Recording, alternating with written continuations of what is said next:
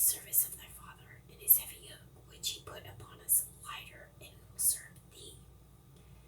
And he said unto them, Depart yet for 3 days, then come again to me. And the people departed. Okay, here's a side note. So, here in San Francisco, you meet a lot of people. And I knew a girl named Nabat. And her sister. But she has swastika in the middle of her forehead because where she's from, Eritrea, right? All Eritrean people, you can almost tell them they have a certain color of skin. It's very interesting, but it's the same name. And then they have the Nabateans, which I think we can talk about it another time. But she was only here for a short time, but that was from her culture. It's a cultural thing, right? From Eritrea, right? In the last 20 years, okay? 30 years, okay? But anyway.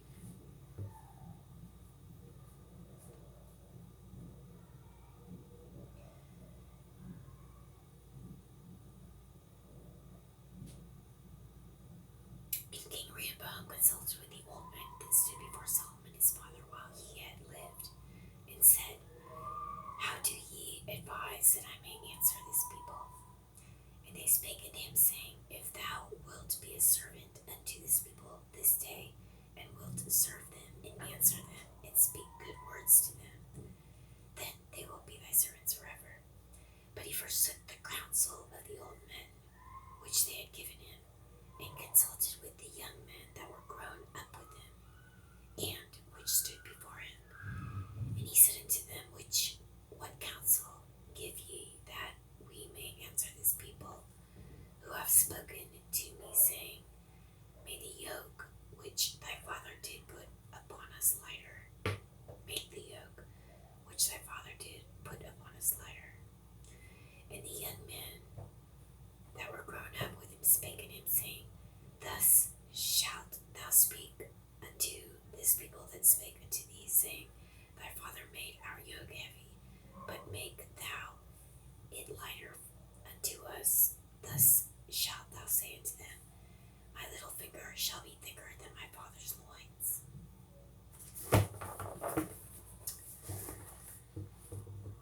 And now, whereas my father did lade you with a heavy yoke, I will add to your yoke. My father hath chastised you with whips, but I will chastise you with scorpions.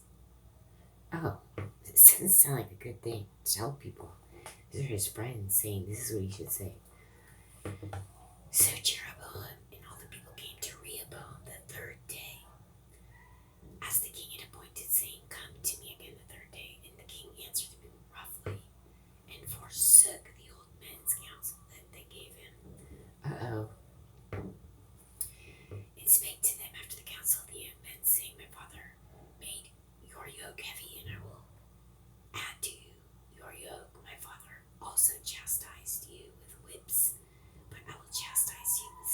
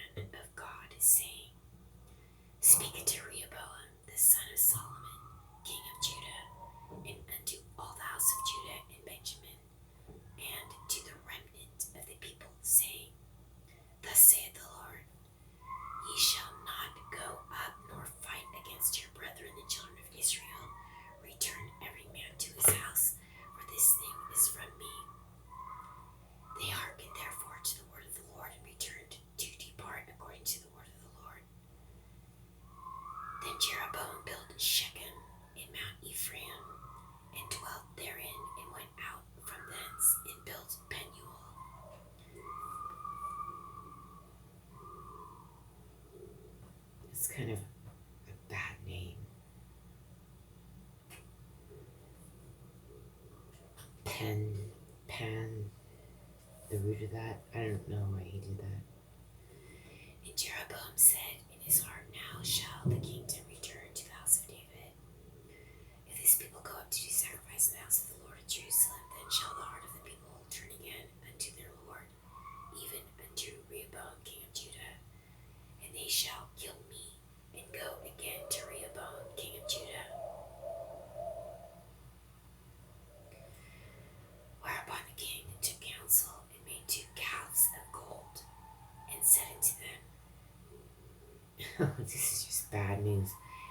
It is too much for you to go up to Jerusalem. Behold thy gods, O Israel, which brought thee up out of the land of Egypt. Oh no. He's gonna have a problem. Who did this? Jeroboam? Yeah. Jeroboam is building 2 golden calves. No. I think it's Rehoboam that says, whereupon the king took counsel and made 2 calves of gold, and said unto them, it is too much for you to go up to Jerusalem. Behold thy gods, O Israel, which brought thee up out of the land of Egypt. That is total blasphemy. I don't know who's saying this though. It's one of them. And he set the one in Bethel, and the other put he in Dan. Oh my gosh, this is total blasphemy. And this thing became a sin, for the people went to worship before the one, even unto Dan. Whoever did this is in big trouble. And he made an house of high places, and made priests of the lowest of the people, which were not the sons of Levi. Uh-oh. Abomination. And Jeroboam ordered a feast. It's him. It's Jeroboam doing all this. It's not Rehoboam. It's Jeroboam. It's kind of funny they have the same name, not related or anything. And Jeroboam ordered a feast in the 8th month, on the 15th day of the month, like unto the feast that is in Judah. And he offered upon the altar. So did he in Bethel, sacrificing unto the calves that he had made. Oh, so he's not even sacrificing to God anymore. He's sacrificing unto the calves that he had made. He placed in Bethel the priests of the high places which he had made. So it says, of the lowest of the people. So he offered upon the altar which he had made in Bethel the 15th day of the 8th month, even in the month which he had devised in his own heart. So he changed. That's interesting. So he's not obeying the feasts at all because they naturally will tell you the wheat harvest and how there's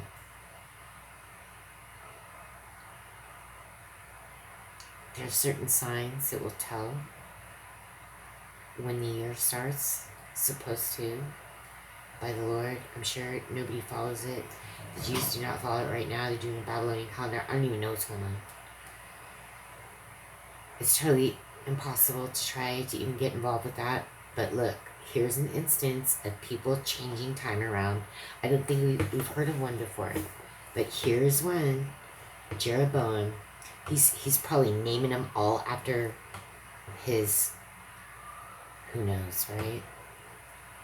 He's probably naming, like, 12 months after, harlots, his favorite concubines or something, or his favorite, Chemosh, Ashtaroth, naming all these months but they're not getting into it. But I am. Yeah, because look, he's changing time. That's what people like to do. It's horrible. No, we did become about this before. Because I remember being upset about daylight savings time. Why do people even do this? How do you even figure it out? No, we were just talking about months and feast days. No, this is the first instance of someone actually sitting here changing the names of the months. This guy is really something bad's gonna happen to him, really bad. Let's read this again, this last verse. Yeah, I don't like that because it's total manipulation. It's really bad to change time. That's what they do these days, right? But I don't know, did they knock it off? Oh, they had to stop it. They probably got sued. Why do they call it daylight savings time? It gets darker earlier. Are they talking about the morning? Why would they do that? People are not saving time just getting up earlier just because it's more light early. No, if you're saving the day, you're supposed to get an hour, but it doesn't even work like that. It's like it takes away an hour, but it's called so who knows? They finally stopped that, I think, but it's total manipulation. All the months right now are named after absolute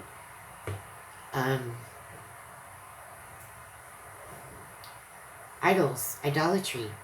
Janus, Mars.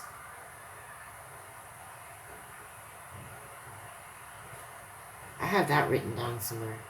Hold on, let me get it.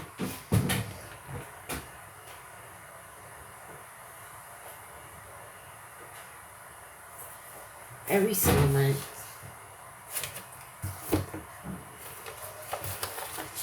Maybe it's not going to be easy to get to. But yeah, it's all, every single month, the days of the week, moon day,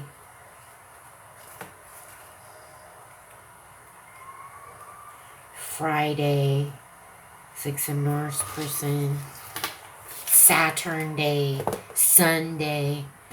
It's like it's all like that. They try to say it's Roman. Look, people are always doing this, right? I have to figure out that. But it's like, it's kind of being dismayed because why would you attempt to try to figure out that when it's all been changed so many times over and over and over and over? I think the only thing you can count on is when you harvest the first wheat. And there are other signs, right? They've spoken about in here. That's when I've talked about time, but how can you count on any of this? It's just nonsense. All our current days and months are named after satanic idol stuff. Yeah, so look, this guy is the first instance in this book, right? So far, it sure is. Let me know if I'm wrong. This guy, here he goes. Let's read it all over again. Chapter 33. It's very interesting.